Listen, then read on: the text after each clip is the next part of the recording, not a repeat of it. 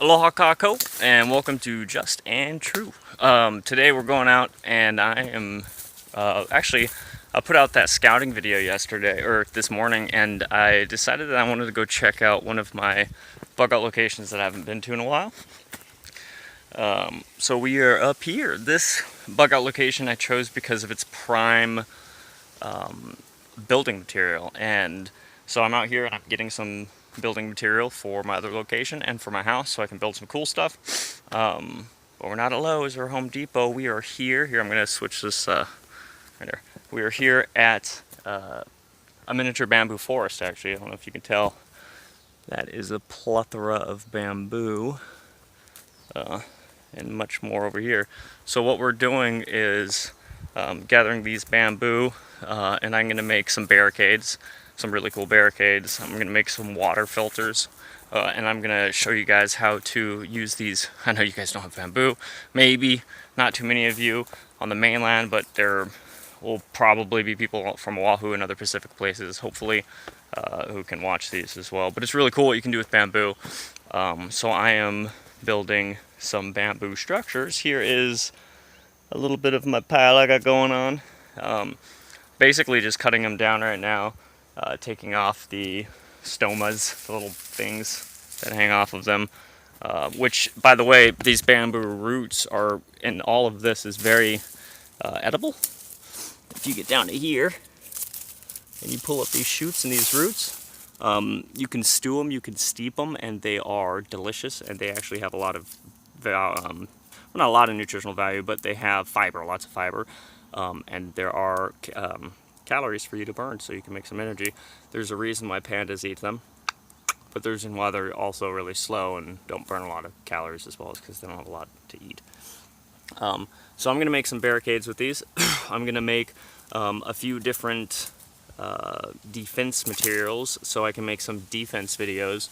I know that a lot of you out there have firearms. I do. I have enough. But some people don't like the having firearms, some people don't like using them, some people don't like being around them. So if you're one of those people, my first advice to you is try and get used to them, maybe. Maybe kind of like them, because they may save your life one day. But also, if you don't like firearms, if you have something against it, I'm going to make some non-firearm self-defense videos for you. As well. In the Air Force, I did train with Krav Maga. I did train Muay Thai when I got out, Taekwondo, Tai Chi. Now I'm rolling Brazilian Jiu-Jitsu maybe 2-3 times a week on the mat. So we'll do hand-to-hand self-defense, and then we're also going to do some improvised makeshift weapons, because that will be your easiest way to acquire weapons if you don't like firearms. I was talking to a fellow Christian the other day about said firearms, and he told me that he felt like God wouldn't promote them, that Jesus wouldn't use them. Well, I had to have to agree with him on the Jesus part. Jesus is all about grace. An eye for an eye, tooth for a tooth. Roman asks you to carry a shield for a mile, you carry it for 2 miles. Love, and all of that. But Jesus also told us to protect our own. Absolutely. And the cool thing about the Old Testament, one of my favorite stories, is one of the very first stories. Adam and Eve got kicked out of paradise, of Garden of Eden, not paradise, two totally different things. Got kicked out of Garden of Eden for obviously eating from the tree of knowledge of good and evil. Now God didn't want them to eat from the tree of life as well after that, or else they would have been immortally, just demons pretty much, immortally in sin, instead of being able to have some sort of retribution, which we learn how God gives us that throughout the rest of the Bible. It's really cool. Best story ever told. But what he did was he kicked him out, and he did something to keep him from coming back. Now, a long time ago, back in the day, when people would say, like, 2 arms, or a standing army would call an arm because they had an arm. Your arm at the time was a sword. You know, your arms, your sword of arms, or your arm coat. That's back in the day. Your arms used to be your sword.